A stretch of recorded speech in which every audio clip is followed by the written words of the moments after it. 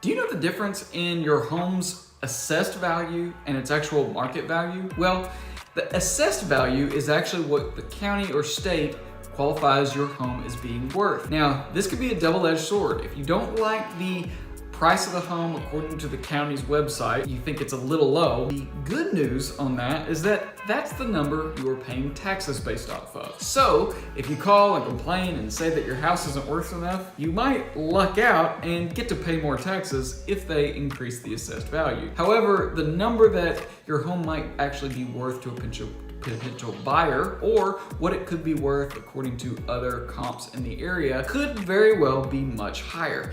I know for us here locally in Craig County, it's going to be very unusual for the county to assess your personal home for more than its actual market value. So if you're trying to gauge what your house is worth, going to the county website and checking it out wouldn't really be that helpful. If you want a true professional opinion of what a potential market value or offering price could be for your home, call a professional.